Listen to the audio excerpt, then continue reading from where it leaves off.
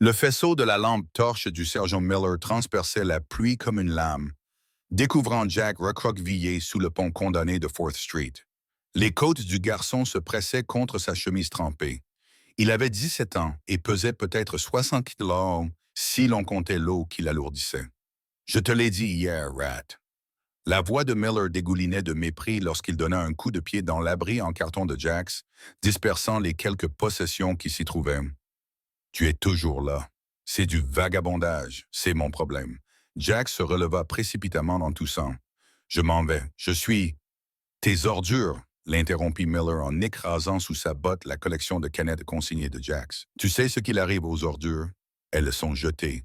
Ce que Miller ignorait, ce qu'il ne pouvait pas voir à travers les rideaux de pluie qui martelaient le pont au-dessus de lui, c'est que dans exactement 47 secondes, un SUV noir de luxe allait déraper sur l'autoroute au-dessus. Le conducteur, un colosse nommé Butch, homme de main du club de motards Iron Reaper, allait perdre le contrôle à 110 km/h. Et le maigre garçon sans abri que Miller était en train d'humilier allait faire un choix qui allait déchirer cette ville. Car la physique dit qu'un garçon de 60 kilos ne peut pas sortir 115 kilos de muscles inconscients d'un véhicule submergé et en train de couler. Mais Jax n'avait jamais été doué pour suivre les règles.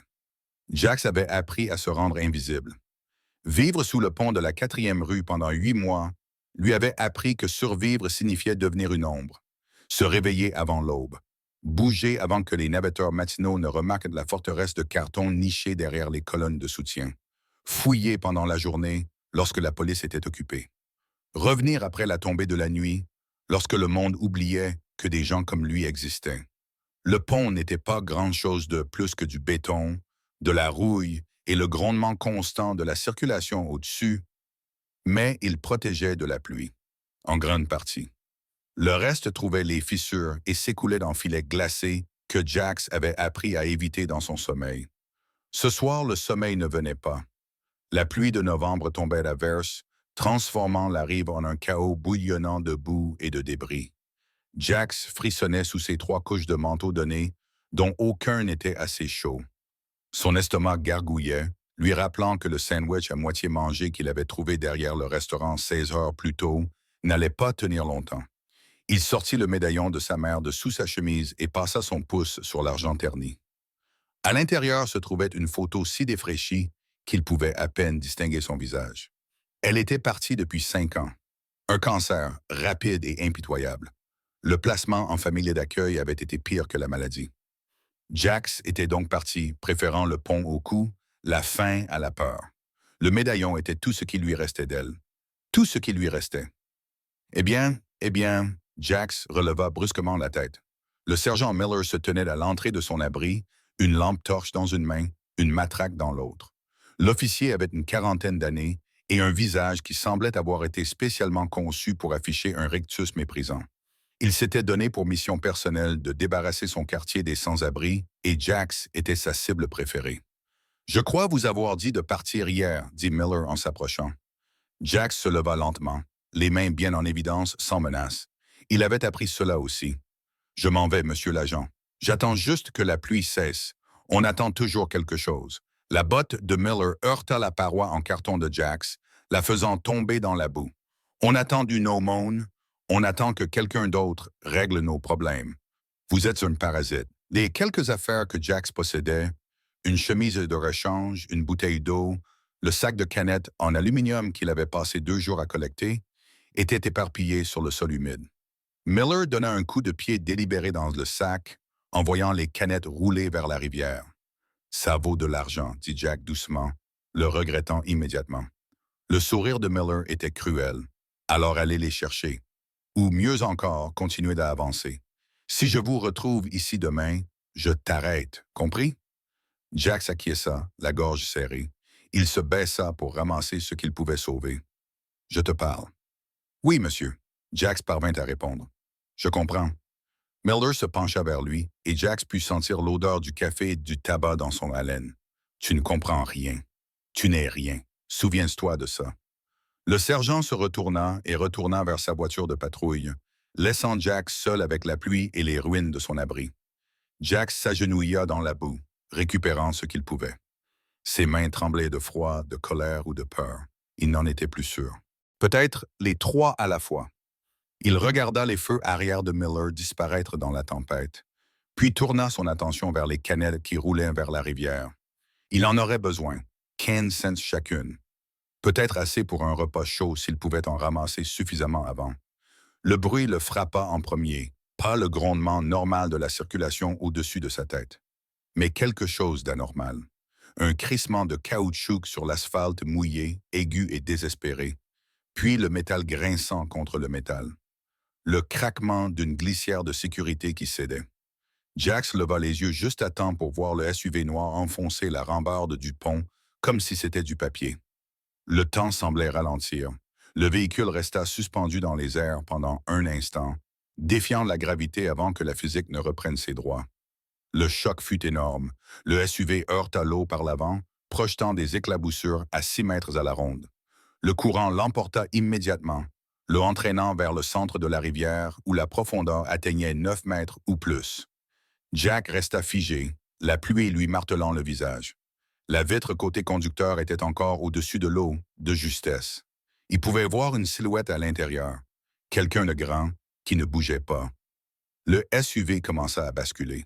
L'eau envahissait le pare-brise fissuré. Jax regarda autour de lui. L'autoroute au-dessus était de chaos. Des feux de freinage, des cris, quelqu'un qui hurlait d'appeler le 911. Mais ici, au niveau de la rivière, il était seul. Le véhicule coulait rapidement. Il restait peut-être 60 secondes avant qu'il ne disparaisse complètement. Toutes les pensées rationnelles dans la tête de Jax lui disaient de courir. Il était un enfant sans abri atteint de pneumonie. L'eau était glaciale. Le courant était violent. Il n'était pas sauveteur. Il n'était pas un héros. Il n'était rien d'autre qu'un fardeau que des gens comme Miller voulaient voir disparaître. Il devrait courir. Au lieu de cela, il retira ses bottes et plongea. L'eau frappa Jax comme un point de glace. En novembre, la rivière était à peine à 4 degrés, assez froide pour arrêter son cœur s'il restait trop longtemps dans l'eau. Le choc lui coupa le souffle et, pendant un moment terrifiant, il oublia comment nager. Puis, la mémoire musculaire acquise pendant les étés passés à la piscine publique avant que sa mère ne tombe malade se réveilla. Ses bras bougèrent, le tirant à travers l'eau trouble vers le SUV qui coulait. Le courant le repoussait. La rivière voulait l'entraîner en aval, le faire rouler au fond comme tous les autres débris. Jack se débattit, battant des pieds de toutes ses forces, ignorant la douleur que lui causait déjà le froid et l'effort. Le SUV était à 5 mètres. Vu de près, il semblait énorme, un escalade noir, cher et condamné. L'eau s'engouffrait par toutes les fissures et toutes les interstices, l'entraînant plus vite vers le fond.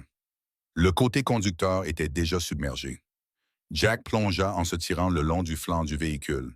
À travers la fenêtre, il pouvait voir le conducteur. Mon Dieu, il était énorme. Il mesurait facilement 1,95 mètres et était bâti comme un ours. Sa tête était appuyée contre l'airbag déployé. Du sang coulait d'une entaille sur son front. Il était inconscient, peut-être mourant, certainement en train de se noyer. Jack s'attrapa la poignée de la porte et tira. Verrouillée. Bien sûr, elle était verrouillée. L'impact avait probablement déclenché les serrures automatiques. Les poumons de Jax commençaient à brûler. Il lui restait peut-être 30 secondes avant de devoir remonter à la surface. Il regarda frénétiquement autour de lui. Un rocher. Là, un morceau de béton provenant du pont, à moitié enfoui dans le lit de la rivière. Jax l'attrapa, ses doigts raclant la boue et le gravier. Il le lança contre la vitre. Le premier impact ne fit rien. Le deuxième créa une toile d'araignée de fissures. Le troisième coup, alimenté par le désespoir et le reste de ses forces, la brisa complètement. L'eau s'engouffra, égalisant la pression. Jax lâcha la pierre et se hissa à travers la vitre brisée, les fragments de verre déchirant ses vêtements trempés. Le gilet du conducteur était en cuir, couvert de pièces. Jax ne pouvait pas les lire dans l'eau trouble, mais il pouvait sentir la qualité. Cher, bien fait. Une chaîne en argent pendait autour du cou de l'homme, une sorte de médaillon. Tout cela n'avait aucune importance. La ceinture de sécurité. Les doigts de Jax trouvèrent le bouton de déverrouillage. Il appuya. Rien. Le mécanisme était bloqué, tordu par l'impact. La vision de Jax commençait à s'assombrir sur les bords. Il avait besoin d'air. Il en avait désespérément besoin. Il passa ses doigts sous la ceinture et tira, essayant de la détendre. Le gilet en cuir était épais, ce qui limitait son accès. Le poids de l'homme appuyait contre le dispositif de retenue. Il n'y avait pas de temps à perdre. Jax cala ses pieds contre le tableau de bord, attrapa la ceinture de sécurité à deux mains et tira de toutes ses forces. Quelque chose se déchira dans son épaule. Il sentit un craquement, ressentit une douleur aiguë malgré le froid engourdissant. Il hurla, des bulles jaillissant de sa bouche. Mais la ceinture de sécurité céda. Le conducteur s'affaissa vers l'avant, désormais retenu uniquement par l'airbag dégonflé. Jax attrapa le gilet en cuir et tira, essayant de traîner l'homme inconscient vers la vitre brisée. Il pesait plus lourd que tout ce que Jax avait jamais soulevé, plus que ce qui aurait dû être possible. Toutes les leçons de physique que Jax avait à moitié dormi à l'école lui revenaient pour se moquer de lui. On ne peut pas déplacer deux fois son poids sous l'eau, on ne peut pas générer assez de force, on ne peut pas surmonter la résistance et le courant et les simples mathématiques de la masse et du levier. Jax se moquait de la physique. Il tira. Les épaules du conducteur se coincèrent dans le cadre de la fenêtre. Jax ajusta sa prise, se propulsa en arrière à travers l'ouverture et tira à nouveau. Le verre lui entaillait le dos. Son épaule était en feu. Ses poumons étaient vides, réclamant à grands cris de l'air qui ne venait pas. Il tira. Le torse de l'homme passa, puis sa taille. Enfin, ses jambes. Ils étaient sortis du véhicule. Jax donna des coupes de pied pour remonter à la surface. Un bras agrippé au gilet du conducteur, l'autre tirant sur l'eau. Son corps était en train de s'éteindre. Le froid avait dépassé la douleur pour devenir quelque chose de pire. Un engourdissement qui lui murmurait de dormir, de lâcher prise, de cesser de lutter, ce qui serait tellement plus facile. 6 mètres jusqu'à la surface, 4,5 mètres. La lumière au-dessus devenait plus vive, ou peut-être était-ce juste l'hallucination qui précède la noyade. 3 mètres. La main libre de Jax perça la surface, puis son visage. Il haleta, aspirant de l'air qui lui brûlait les poumons meurtris. Le visage du conducteur était toujours sous l'eau. Jax ajusta sa prise, soulevant et battant des pieds pour les maintenir tous les deux à flot. La tête de l'homme émergea. Il ne respirait pas. Le courant les avait emportés 30 mètres en aval. La rive était plus proche ici, une pente boueuse qui semblait être la plus belle chose que Jax ait jamais vue. Il nagea vers elle, traînant son fardeau impossible, luttant à chaque centimètre. Ses pieds touchèrent le fond. La boue aspirait ses jambes, mais c'était solide, réel. Il pouvait s'en servir. Jax traîna le conducteur sur la rive, tous les muscles de son corps hurlant de douleur. Il positionna l'homme sur le dos, inclina sa tête, vérifia sa respiration. Rien. RCP. Il l'avait apprise en cours de santé. 30 compressions, 2 insufflations. Répétées jusqu'à l'arrivée des secours. Jack commença les compressions. La poitrine de l'homme était large et musclée. Jax pouvait sentir ses côtes sous ses paumes. Il les sentait fléchir à chaque pression. Allez, allait Jax. Sa propre respiration était saccadée, difficile. Allez, allez, 30 compressions.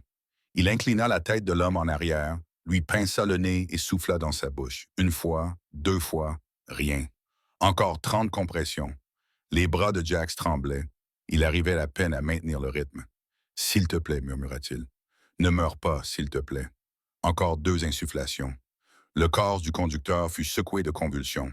De l'eau jaillit de sa bouche et il roula sur le côté en toussant violemment. Jax s'est assis, submergé par un tel soulagement qu'il a eu l'impression de se noyer à nouveau.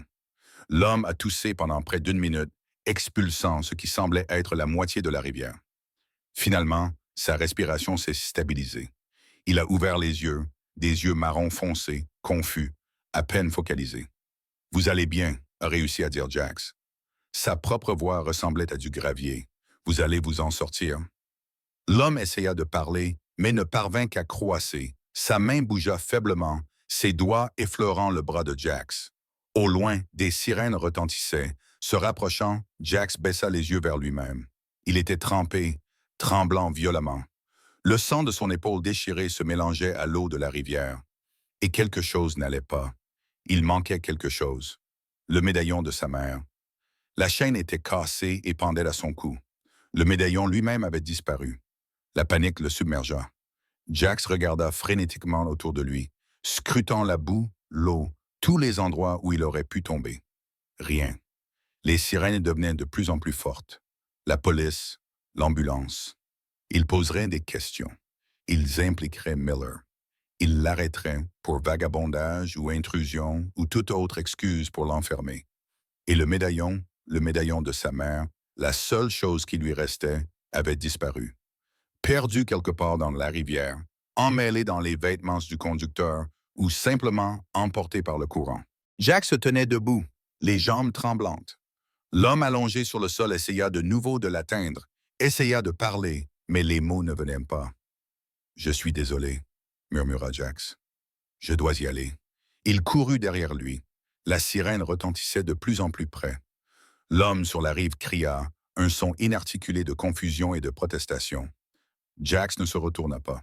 Il se fraya un chemin à travers les broussailles, ignorant la douleur dans son épaule et le froid qui s'était installé dans ses os. Il devait retourner au pont. Il devait rassembler ce qui restait de ses affaires avant que Miller ne revienne. Il avait sauvé une vie, mais il avait perdu le seul souvenir de sa mère qui lui restait.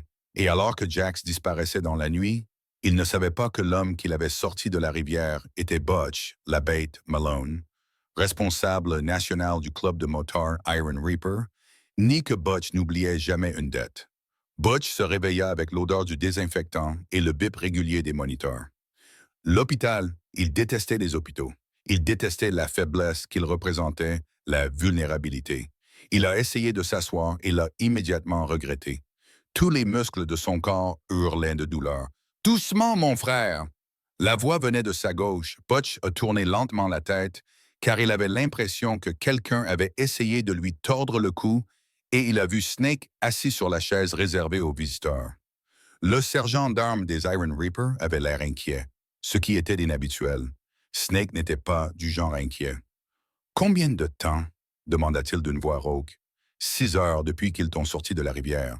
6 heures depuis que tu as cessé d'effrayer les médecins des urgences. » Snake se pencha en avant. « Tu te souviens de ce qui s'est passé? » Butch ferma les yeux, essayant de reconstituer le puzzle. La pluie, l'autoroute. Il revenait d'une réunion avec la section de Reno. La route était mouillée, trop mouillée. Il avait pris le virage trop vite et l'accident lui revint par fragments. La glissière de sécurité, la chute, l'eau qui l'envahissait de tous côtés, l'airbag qui se déployait, le coinçant, l'eau dans ses poumons, l'obscurité, puis quelqu'un m'a sorti de là, dit Butch. Snake acquiesça. Les ambulanciers t'ont trouvé sur la rive. Tu respirais, mais tu étais inconscient. Ils ont dit que quelqu'un avait dû te faire un massage cardiaque. Il fit une pause. Le problème, c'est que personne n'a vu qui. Quand les secours sont arrivés sur place, tu étais seul. Butch fronça les sourcils, cherchant dans sa mémoire. Il y avait eu quelqu'un de jeune, avec un regard désespéré, une main fine agrippant son gilet, tirant avec une force incroyable. « Un gamin, dit Butch doucement. Je me souviens d'un enfant. Tu étais à moitié noyé et en hypothermie, dit Snake avec précaution. Le médecin a dit que tu avais peut-être des hallucinations. Des trous de mémoire. Ce n'était pas une hallucination. La main de Butch se pose sur sa poitrine, touchant le gilet en cuir qu'ils avaient posé sur la couverture de l'hôpital. Ses doigts trouvèrent quelque chose coincé dans la fermeture éclair. Une fine chaîne en argent cassé. Il la retira. Un médaillon pendait au maillon endommagé. Snake se pencha vers lui. « C'est à toi? » « Non. » Butch ouvrit le médaillon avec précaution. À l'intérieur se trouvait une photo, décolorée mais suffisamment nette. Une femme jeune, souriante, tenant un bébé.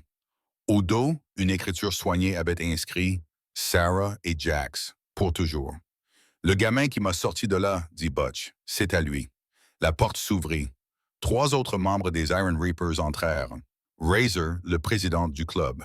Hammer, le capitaine de route. Et Doc, qui, malgré son surnom, n'avait jamais fait d'études de médecine mais s'y connaissait en blessures. « Tu as une tête d'épouvante, dit Razor, ce qui venant de lui était pratiquement un terme affectueux. Il avait la cinquantaine, la carrure d'un linebacker à la retraite et une barbe qui avait grisonné ces dernières années. « Tu veux bien nous raconter ce qui s'est passé? » Butch expliqua ce dont il se souvenait. L'accident, l'eau, le sauvetage, impossible. Quand il eut fini, Racer resta silencieux pendant un long moment. Donc quelqu'un, ce gamin, a plongé dans une rivière glaciale pour te sortir d'un véhicule submergé, dit Hammer lentement, puis il disparut avant l'arrivée des ambulanciers. Il a laissé ça. Butch brandit le médaillon, et je parie qu'il ne l'a pas fait exprès. Regarde la chaîne, elle est cassée. Doc prit le médaillon et l'examina attentivement. De l'argent bon marché, le fermoir est vieux, usé. Il n'en fallait pas beaucoup pour le casser, surtout dans ce genre de lutte. Il regarda la photo. Sarah et Jax. Le gamin s'appelle probablement Jax. Alors on va le retrouver, dit Butch. Ce n'était pas une suggestion. Razor haussa un sourcil. Tu es sûr de toi? C'était peut-être un bon samaritain qui ne voulait pas attirer l'attention. Peut-être. Il m'a sauvé la vie, l'interrompit Butch. Et il a perdu quelque chose qui compte clairement pour lui dans le processus. Nous lui sommes redevables. Je lui suis redevable. Snake sourit. Code noir. Le code noir était le terme utilisé par Iron Reaper pour désigner une mobilisation générale. Il était généralement réservé au cas où un frère était en grave difficulté ou où le club était confronté à une menace existentielle. Mais Racer acquiesçait déjà. Code noir, confirma-t-il. Nous trouvons ce gamin. Nous lui rendons ses affaires et nous le remercions comme il se doit. Il a sorti un poids inconscient de 113 kilos d'un véhicule submergé. Butch ajouta, « En novembre, dans cette rivière, il est soit incroyablement courageux, soit incroyablement stupide, soit les deux. » Snake répondit, « Mon type de personne préférée. » Doc examinait toujours le médaillon. La photo semble vieille, les couleurs sont fanées. Je dirais qu'elle a été portée quotidiennement pendant des années. C'est important. Alors nous le trouvons rapidement. Razor dit qu'il a déjà sorti son téléphone et fait défiler ses contacts. Je vais appeler l'église, réunir tout le monde. Snake, coordonne-toi avec les autres sections. Quelqu'un a peut-être vu quelque chose. Hammer, parle à nos amis en ville. Les refuges, les soupes populaires, tous les endroits où un enfant pourrait se rendre. Et les flics? Demanda Snake. L'expression de Razor s'assombrit. Et eux? Ils auront un rapport sur l'accident. Ils auront peut-être des témoignages. On n'a pas besoin des flics, dit Butch d'un ton neutre. Les Iron Reapers avaient une relation compliquée avec les forces de l'ordre.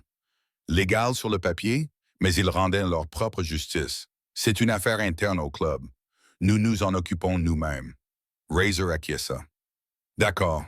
Y a-t-il autre chose que nous devrions savoir? Des détails? Même les plus insignifiants. Butch ferma les yeux, cherchant dans sa mémoire. Le visage du gamin était flou dans l'obscurité et le chaos. Mais il y avait quelque chose. Il avait peur. Mais, dit Butch doucement, pas de l'eau ni du sauvetage. Quand il a entendu les sirènes, il s'est enfui comme s'il avait plus peur des flics que de se noyer. La pièce devint silencieuse. Sans abri, dit Doc. Forcément, cela expliquerait pourquoi il s'est enfui et pourquoi il se trouvait près de la rivière. Hammer ajouta, il y a un pont condamné à environ 800 mètres en amont. Il paraît que quelques squatteurs l'utilisent comme abri. Butch se redressa, ignorant les protestations de ses côtes meurtries. C'est donc là que nous commencerons. Tu restes dans ce lit, dit Doc fermement. Les médecins veulent te garder en observation pendant encore 12 heures minimum. Tu as failli te noyer, Butch. Tes poumons sont encore remplis de liquide. Je peux évacuer le liquide pendant que nous cherchons. Tu peux évacuer le liquide pendant que nous cherchons, corrigea Razor. Tu coordonnes les opérations depuis ici. Nous autres nous occuperons du travail sur le terrain. Il regarda le médaillon dans la main de Butch. Nous trouverons ton fantôme de la rivière. Frère, compte là-dessus. Jax réussit à regagner le pont avant que son corps ne lâche. L'adrénaline qu'il avait portée pendant le sauvetage et la course avait disparu, ne laissant que le froid. Il s'était installé dans ses os, dans ses poumons, dans des endroits dont il ne savait pas qu'ils pouvaient être froids. Ses dents claquaient si violemment qu'il se mordit la langue et sentit le goût du sang. Son abri de fortune était exactement comme Miller l'avait laissé, détruit. Le carton était éparpillé, ses affaires avaient disparu ou étaient en ruine. La chemise de rechange qu'il avait gardée était trempée, inutilisable.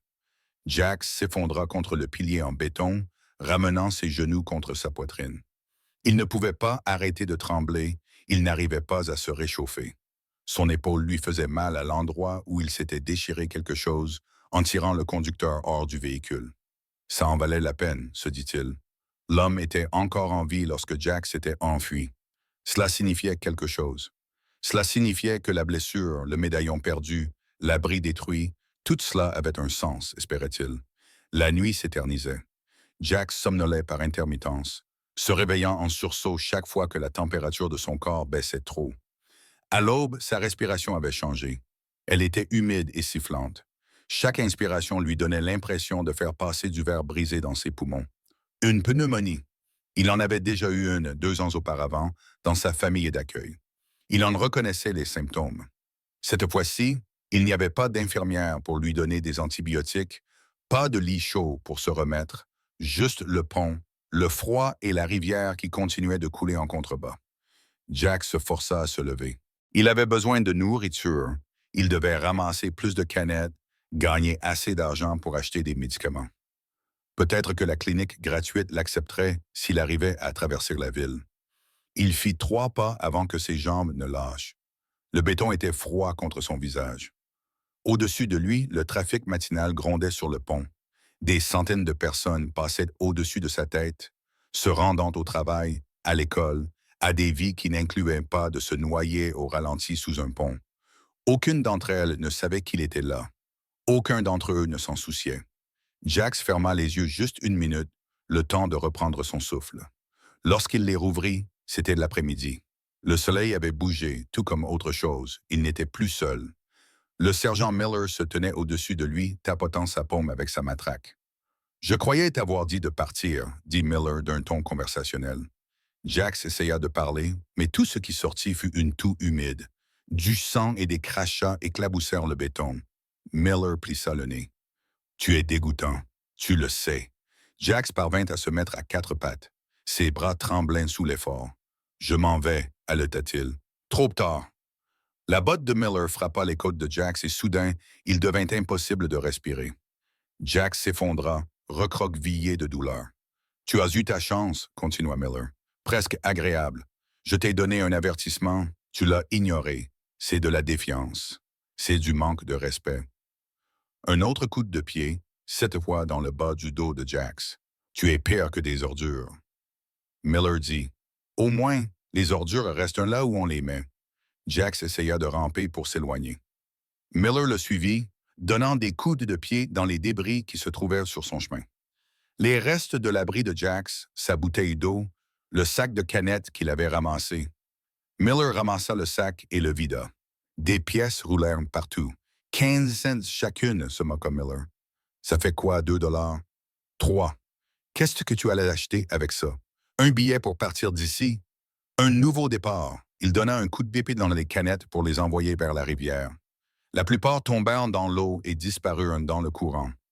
Voici la réalité, gamin. Tu n'es personne, tu n'as rien. Tu n'es rien. Et plus tôt tu l'accepteras, Miller s'arrêta. Quelque chose avait attiré son attention. Un grondement grave et croissant, comme le tonnerre, mais le ciel était dégagé.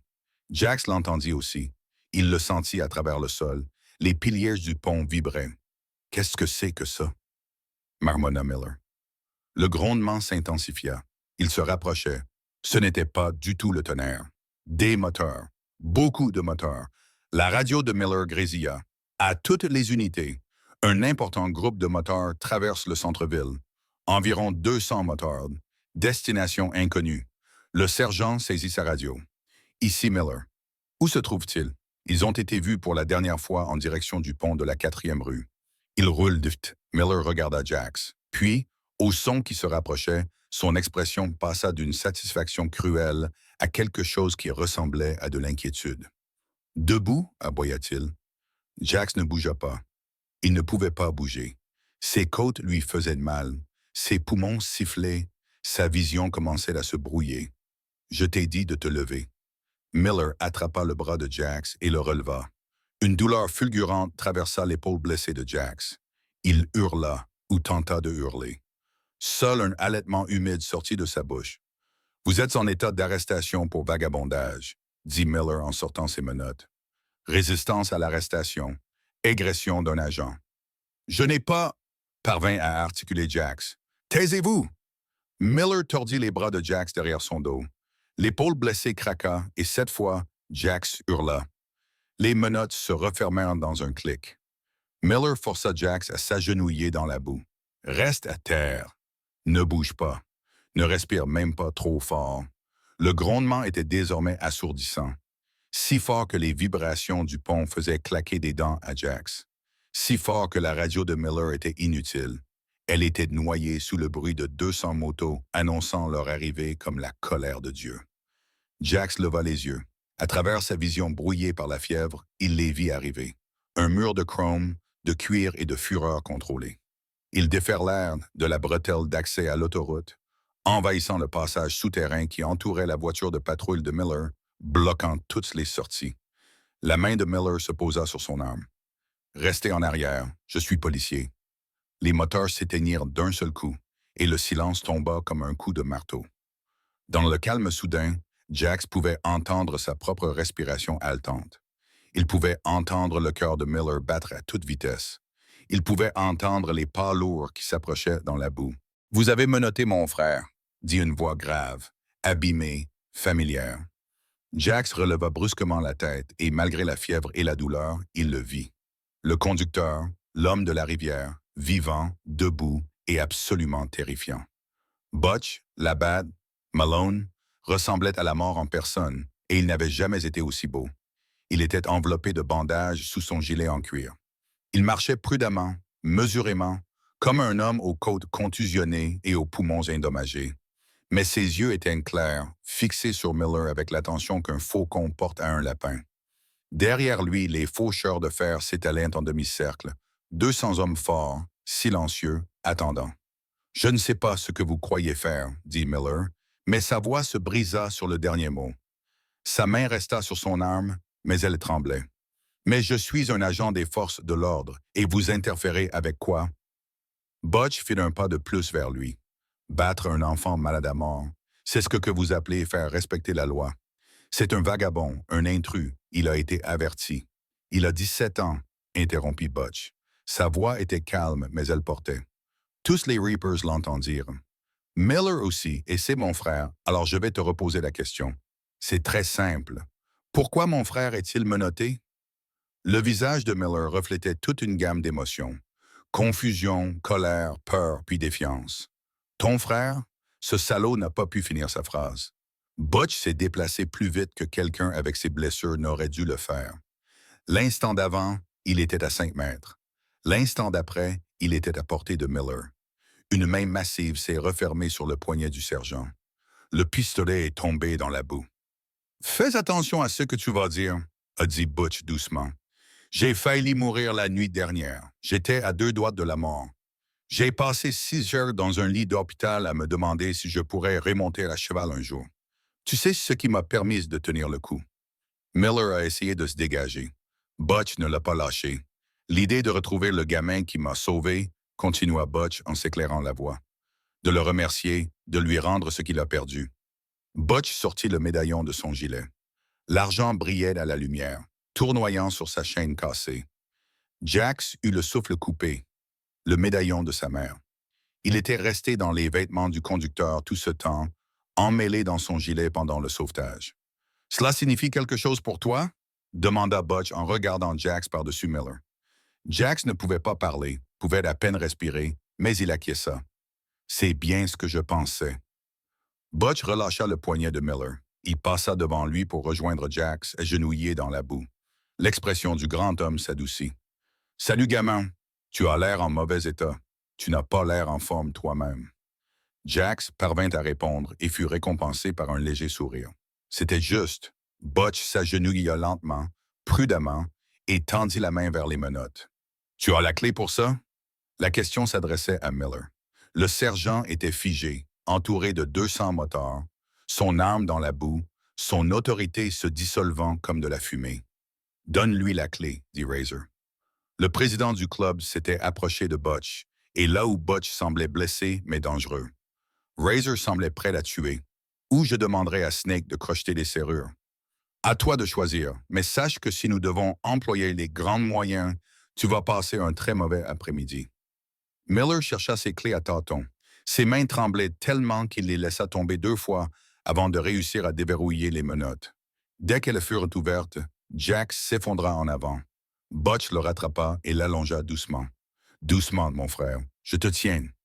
Les mains de Butch étaient douces. Il examina les blessures de Jax avec une efficacité acquise par l'expérience. Doc, viens ici. Le médecin du club se fraya un chemin à travers la foule, sa trousse médicale déjà ouverte. Il jeta un coup d'œil à Jax et jura. Une pneumonie? Sans aucun doute. Probablement une déchirure de la coiffe des rotateurs dans cette épaule. Des contusions aux côtes et au dos. Les mains de Doc bougeaient rapidement, avec professionnalisme. Il faut l'emmener à l'hôpital. Non, murmura Jax. Pas d'hôpital. Je n'en ai pas les moyens. Je ne te le demande pas, dit Butch. Et tu n'auras pas à payer. Le club prend soin des siens. Je ne fais pas partie du club, parvint à dire Jax. Butch brandit le médaillon.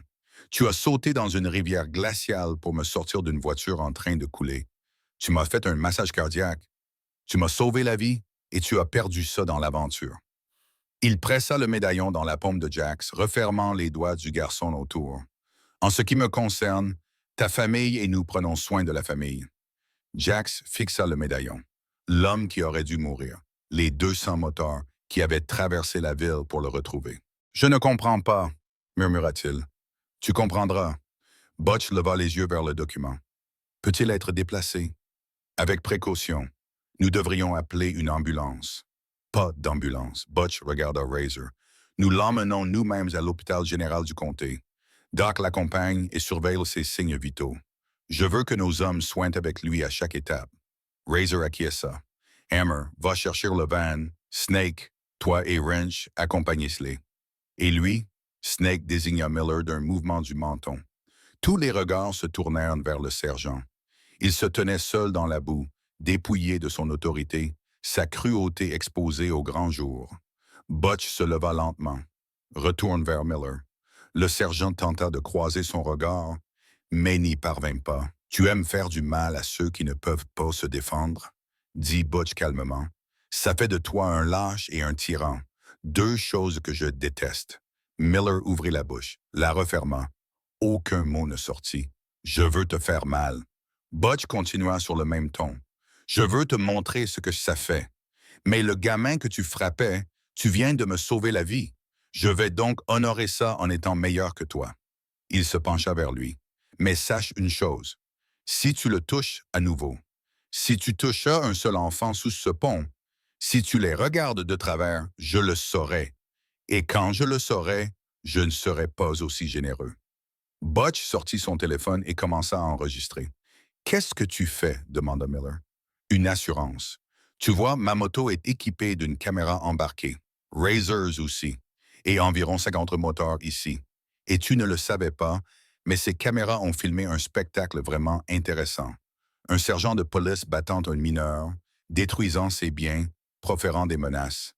Qui souriait, mais ce n'était pas un sourire amical. Je télécharge ça sur notre serveur. L'avocate en recevra une copie. Le juge qui nous doit une faveur en recevra une copie, et si quelque chose arrive à ce garçon, s'il est arrêté pour une accusation bidon de vagabondage, s'il trébuche et tombe dans un escalier, les médias en recevront une copie. Miller était devenu livide. Vous ne pouvez pas faire ça. C'est déjà fait, a répondu Razor d'un ton enjoué, en joignant des plaintes officielles adressées aux affaires internes, accompagnées de preuves vidéo sous plusieurs angles. Il a souri. La technologie est incroyable, n'est-ce que bon? Fiche le camp d'ici, dit Butch, avant que je change d'avis et que je me ravise. Miller s'enfuit. Il courut littéralement, glissant dans la boue dans sa hâte d'atteindre sa voiture de patrouille. Le moteur démarra au troisième essai et il partit en dérapant, les pneus crissant. Les Iron Reapers le laissèrent partir. Ça fait du bien, dit Snake. C'était nécessaire, corrigea Razor. Il regarda Jax, que Doc et deux autres membres soulevaient avec précaution pour l'allonger sur une civière qu'ils avaient sortie de nulle part. « Comment ça va, petit? »« Perdu, » répondit Jax. « J'ai peur, je suis malade. »« Toutes ces réactions sont normales, » dit Razor. « Mais tu es en sécurité maintenant. » J'ai compris. Jax voulait discuter, voulait expliquer que les gens comme lui n'étaient jamais en sécurité, que c'était temporaire, qu'ils allaient se rendre compte de leur erreur et le laisser sous le pont. Mais Butch était là, marchant à côté de la civière, une main posée doucement sur le bras de Jax. Je suis là, dit à nouveau le grand homme. On est là, tu n'es plus seul. Et malgré tout, la fièvre, la douleur, l'impossibilité de tout cela, Jax le croyait. La chambre d'hôpital était plus agréable que tous les endroits où Jax avait séjourné auparavant. Non pas que la barre était particulièrement haute, mais il y avait tout de même un vrai lit, des draps propres, une fenêtre avec de vrais rideaux. Les 4 perfusions dans son bras injectaient des antibiotiques et des liquides dans son organisme. Le masque à oxygène l'aidait à respirer. Et il n'était pas seul. Doc était assis sur la chaise réservée aux visiteurs et lisait un magazine de moto. Butch était affalé sur la deuxième chaise, officiellement sorti de l'hôpital depuis 1 heure, mais refusant de partir. 2 autres Iron Reapers se tenaient devant la porte. Garde d'honneur ou protection. Jax ne savait pas trop. Comment tu te sens? Demanda Doc, remarquant que Jax était réveillé.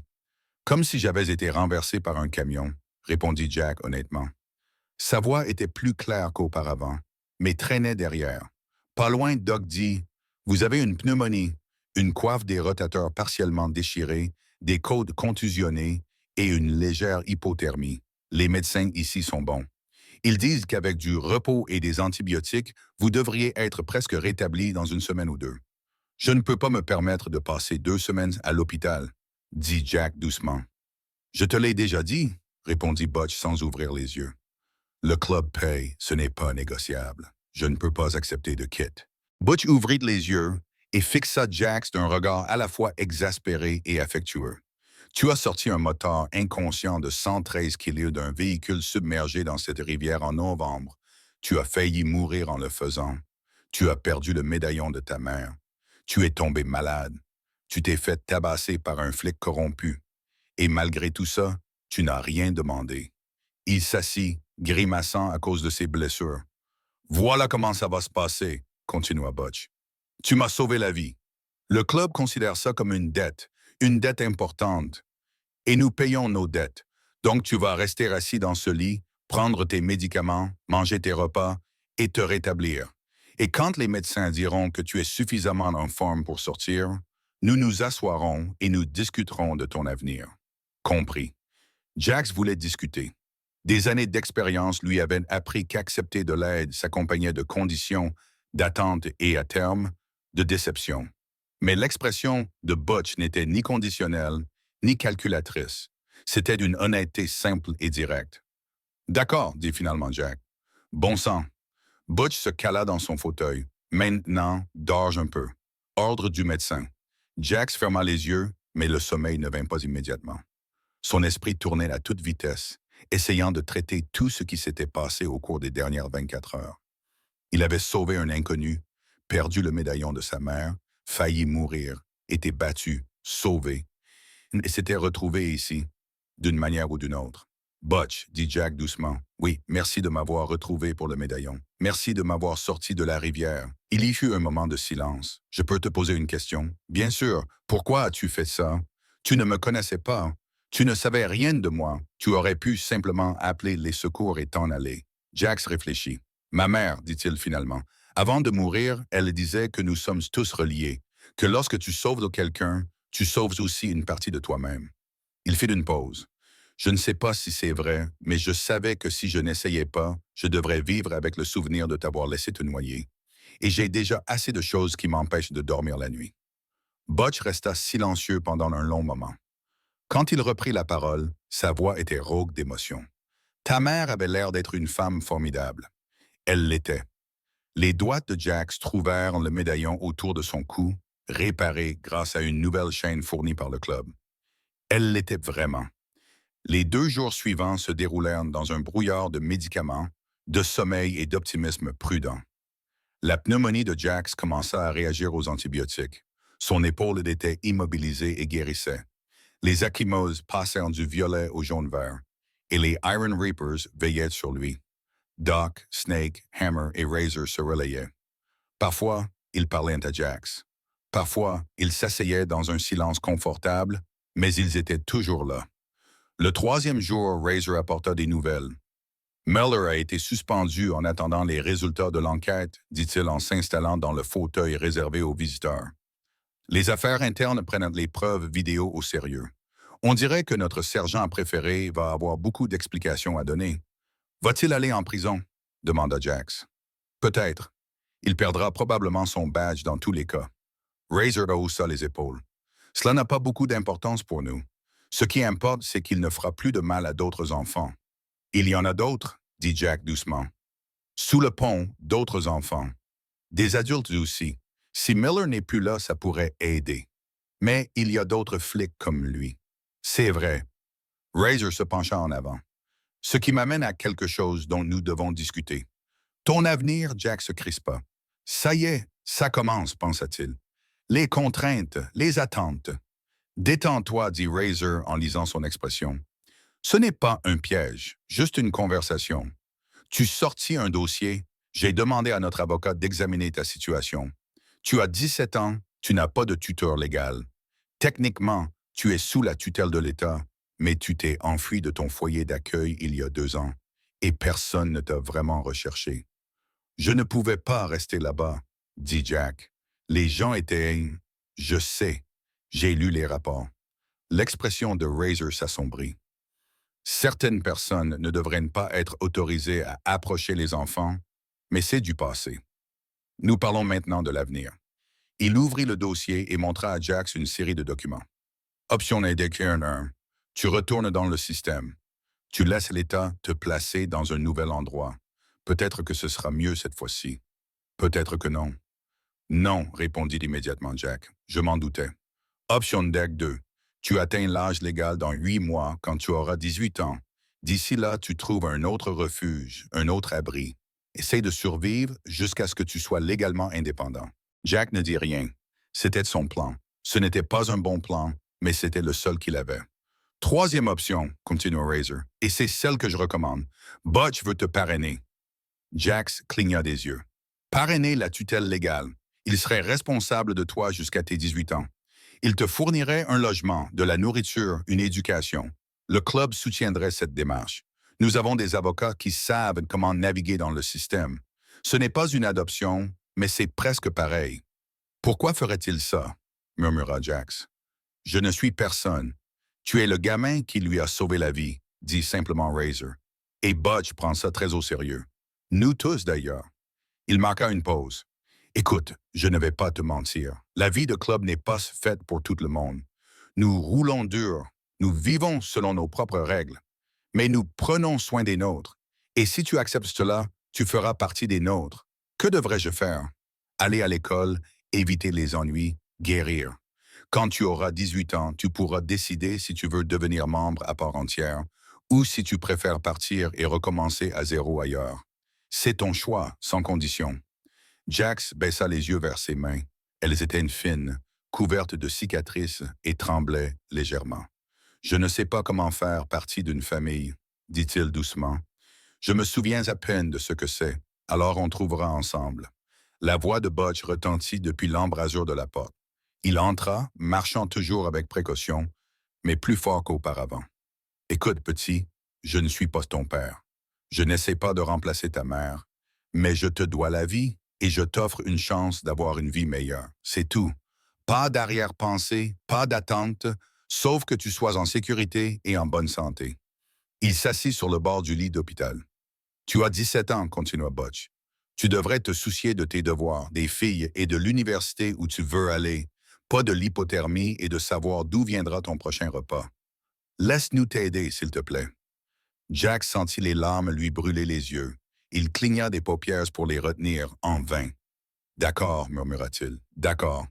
Le sourire de Butch était sincère, chaleureux. Bravo. Il regarda Razor. Commence les formalités administratives. C'est déjà fait, dit Razor en sortant d'autres documents. Il ne manque plus que les signatures. Une semaine plus tard, Jack se tenait devant le clubhouse des Iron Reaper, un sac de voyage à la main. Le bâtiment était impressionnant. Un garage reconverti, tout en acier, en briques et en chrome. Des motos étaient garées sur le parking. L'emblème du club, un squelette chevauchant une moto avec une faux, ornait le mur. Home sweet home, dit Butch à côté de lui. Ta chambre est à l'étage. Rien d'extraordinaire, mais c'est la tienne. Ils ont laissé sortir Jax de l'hôpital ce matin-là. La pneumonie avait disparu. Son épaule guérissait. Les ecchymoses s'étaient estompées. Physiquement, il se remettait. Émotionnellement, c'était plus difficile, mais le conduisit à l'intérieur. La pièce principale était caverneuse. Des tables de billard, un bar, des canapés confortables. Plusieurs membres levèrent les yeux à leur entrée, abandonnés, leur faisant signe de la tête et les saluant. La chambre des enfants est à l'étage, annonça Butch. Si quelqu'un l'embête sans raison valable, il devra s'en prendre à moi. La menace était désinvolte mais claire. Les membres acquiescèrent. À l'étage, Butch ouvrit une porte. La chambre était petite mais propre, avec un lit équipé de vrais draps, un bureau, une commode et une fenêtre donnant sur le terrain. C'était la plus belle chambre que Jax ait jamais eue. Les salles de bain sont au bout du couloir, dit Butch. Elles sont communes, mais nous les garderons propres. Les cuisines sont en bas. Sers-toi quand tu veux. Les réunions du club ont lieu les mardis et jeudis soirs. Tu n'es pas obligé d'y assister, mais tu es le bienvenu. Il posa le sac de Jack sur le lit. Encore une chose, dit Butch. Il sortit une enveloppe de son gilet. Ça est arrivé aujourd'hui. Jax l'ouvrit. À l'intérieur se trouvait une lettre du directeur du lycée Jefferson. Il avait été inscrit. Les cours commençaient lundi. Razor avait tiré quelques ficelles. Butch expliqua. C'est une bonne école, meilleure que celle où tu étais avant. Ils connaissent ta situation. Ils t'aideront. Je n'ai pas été à l'école depuis 2 ans, dit Jack doucement. Tu rattraperas ton retard. Nous te trouverons un tuteur si tu en as besoin. Butch fit une pause. Écoute, je sais que tout cela est bouleversant. Un nouvel endroit, de nouvelles règles, une nouvelle vie. Mais tu n'as pas besoin de tout comprendre dès aujourd'hui. Prends les choses au jour le jour. D'accord, Jax regarda autour de lui. Sa chambre. Butch, pourquoi fais-tu cela? Vraiment? Butch resta silencieux pendant un moment. Tu sais combien de personnes m'ont vu avoir mon accident cette nuit-là? Il devait y en avoir des dizaines. Des voitures sur l'autoroute, des piétons sur le pont. Tu sais combien ont appelé des secours? Combien? 7 sur peut-être 50 témoins. Butch s'appuya contre le cadre de la porte. Tu sais combien sont réellement entrés dans l'eau? Combien ont risqué leur vie pour me sortir de là? Un, dit Jack doucement.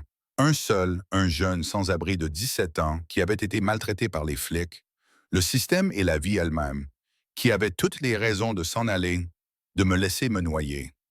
Sa voix était chargée d'émotion. Tu ne me connaissais pas. Tu ne savais pas que j'étais moteur ni que le club viendrait me chercher. Tu as juste vu quelqu'un qui avait besoin d'aide et tu as décidé de lui venir en aide. C'est rare, petit, c'est spécial. Et je ne vais pas laisser ce genre de courage se perdre en vivant sous un pont. Jack sentit à nouveau les larmes monter. Cette fois, il n'essaya pas de les retenir. Butch traversa la pièce, prit Jax dans ses bras avec précaution, soucieux de ne pas aggraver les blessures des deux côtés. « Tu es en sécurité maintenant, dit-il doucement. Tu es chez toi et personne ne te fera plus de mal, je te le promets. » Pour la première fois depuis des années, Jax le crut. 3 mois plus tard, Jax était assis en cours de chimie, essayant de se concentrer sur les liaisons moléculaires. L'école avait été une période d'adaptation. Au début, ses camarades de classe étaient méfiants. Qui était ce nouveau venu qui arrivait en cours d'année? Mais il garda la tête baissée, fit son travail et commença lentement à s'intégrer. Ses notes s'amélioraient. Doc avait eu raison au sujet du tuteur. Grâce à son aide et à la détermination de Jax, il rattrapait son retard. De la fenêtre, il pouvait voir le parking. La moto de Butch était là. Le grand homme se faisait un devoir de venir chercher Jax presque tous les jours. Certains camarades de classe de Jax trouvaient bizarre d'avoir un moteur comme tuteur. Jax s'en moquait. Son téléphone vibra, un SMS de Butch qui était en retard. « Snake va venir te chercher. Ne le laisse pas te convaincre de t'arrêter pour manger des tacos. » Jack sourit. L'obsession de Snake pour les tacos était légendaire. Après l'école, il trouva Snake qui l'attendait près de sa moto. Une chopper personnalisée avec des flammes peintes sur le réservoir.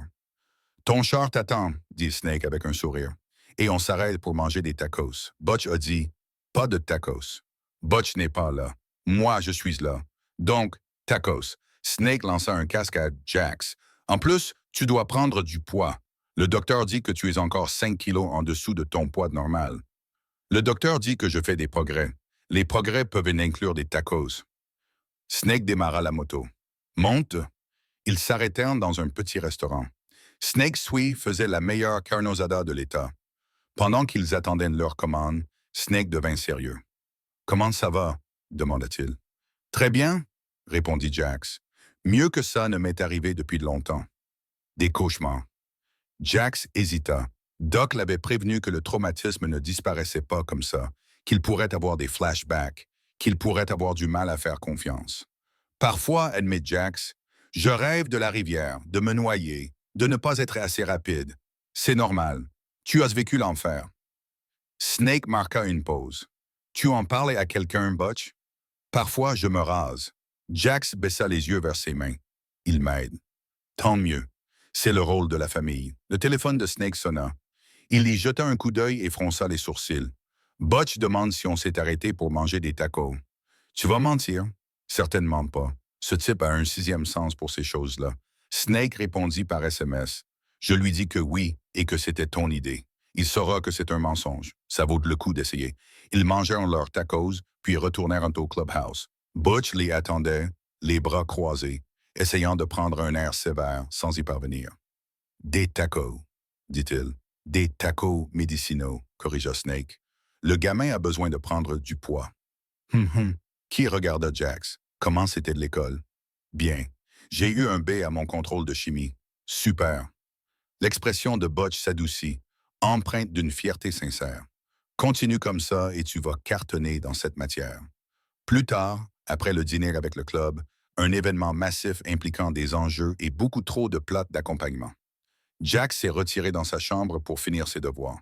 Son téléphone a vibré, un numéro qu'il ne reconnaissait pas. C'est Jax? Il a hésité puis a répondu. Qui est-ce? Tu ne me connais pas, mais je voulais te remercier. Le sergent Miller m'embêtait aussi, sous le pont de la 5e rue. J'ai entendu parler de ce qui s'est passé. J'ai entendu dire que les motards avaient filmé le sergent en train de vous frapper. Il n'est plus là maintenant. Il a été licencié. Et je voulais que vous sachiez que cela ait de l'importance. Vous avez sauvé plus d'une personne en prenant la parole. Jax a longuement regardé le message, puis a répondu « Je suis content que vous soyez en sécurité. Prenez soin de vous. Vous aussi. Et Jax, ce que vous avez fait en sortant ce type de la rivière, j'en ai entendu parler aussi. Tu es un héros. Je ne suis pas un héros. Juste quelqu'un qui a aidé. C'est ce que disent les héros. » Jack posa son téléphone. À travers sa fenêtre, il pouvait entendre le grondement des motos dans le parking en contrebas. Des rires, de la musique, les bruits d'une famille. Il prit le médaillon de sa mère et l'ouvrit pour regarder sa photo. « Je pense qu'il te plairait, murmura-t-il. Le club, Butch, ce sont des gens bien. Il me rappelle que je ne suis pas seul. La photo ne répondit pas.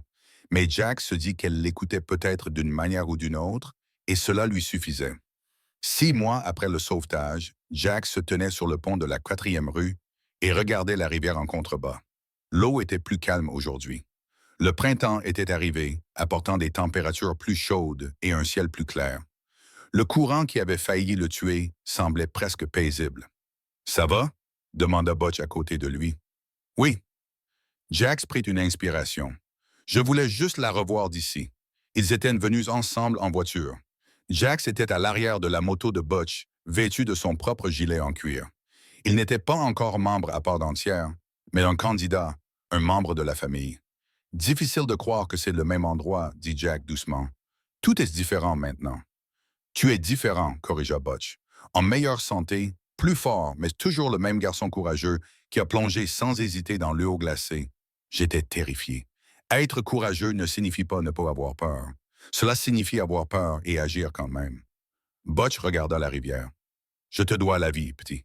Je ne l'oublierai jamais. Je ne l'ai pas fait pour les remerciements, » dit Jack. « Je l'ai fait parce que c'était de la bonne chose à faire. Je sais, c'est ce qui te rend spécial. » Ils restèrent debout dans un silence confortable, regardant l'eau couler.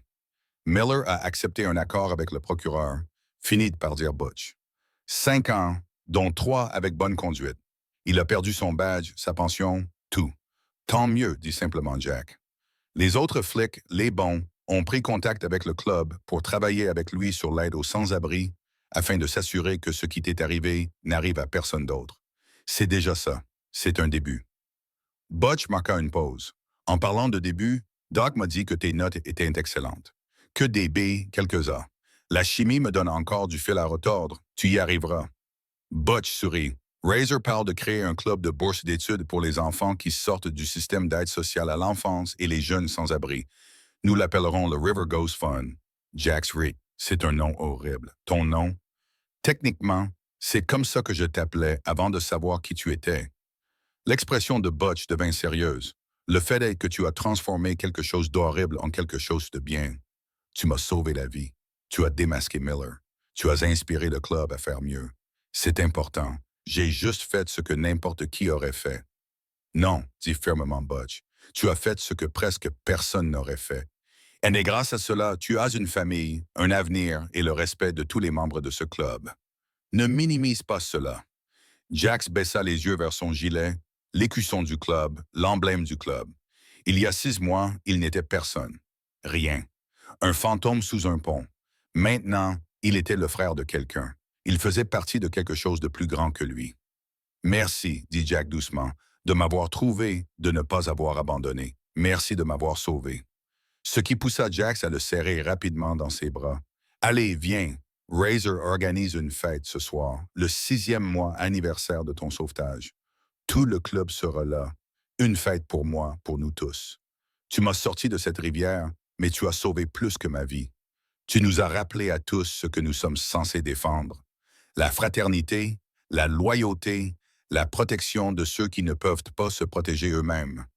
Butch se mit à marcher vers les motos. En plus, Snake a acheté environ 40 tacos. Si on ne se montre pas, il va tous les manger tout seul. Jax le suivit en souriant. Alors qu'ils enfourchaient leur moto, il jeta un dernier regard vers la rivière. L'endroit où il avait failli mourir. L'endroit où il était né à nouveau. Les moteurs rugirent, et ils partirent ensemble vers le soleil couchant. Un garçon qui avait sauvé une bête et une bête qui avait sauvé un garçon. Une famille. Un an plus tard, Jax ajusta sa cravate, se sentant ridicule. « Arrête de gigoter, dit Butch en la redressant pour lui. Tu es très bien comme ça. On dirait que je joue à me déguiser. Tu as l'air d'un diplômé du lycée. » Butch recula pour examiner son travail, et c'est exactement ce que tu es. La cérémonie de remise des diplômes avait lieu dans 1 heure. Jax avait invité tout le club, et à sa grande surprise, ils étaient tous venus. 200 motards dans le parking du lycée Jefferson, attendant poliment que leur candidat traverse la scène. Il avait obtenu de bonnes notes, une moyenne de 3,2 sur 2, ce qui était suffisant pour le programme du collège communautaire dans lequel il s'était inscrit. Il envisageait de faire du travail social, d'aider d'autres enfants comme lui. « Ta mère serait fière, dit Butch doucement. Jax toucha le médaillon autour de son cou. Toujours là, toujours proche. Oui, je pense qu'elle le serait. Je sais que je le suis. Merci, papa. Le mot lui échappa avant qu'il ne puisse l'arrêter. Ils n'avaient jamais discuté des étiquettes, jamais officialisé leur relation au-delà d'une tutelle légale. Mais à un moment donné, Butch était devenu plus qu'un tuteur. Il était devenu un père. Les yeux de Butch s'illuminèrent de manière suspecte. « Oui, oui, dit Jack fermement. Si ça te va, ça me va très bien, fiston. » Butch le serra fort dans ses bras. « C'est parfait. » Lorsqu'ils se séparèrent, ils avaient tous les deux les larmes aux yeux. « Allez, viens, dit Butch d'un ton bourru. On va être en retard. Et si Snake t'a gardé une place, c'est probablement à côté de sa réserve de tacos. » Ils sortirent ensemble, père et fils, vers l'endroit où les Iron Reapers attendaient.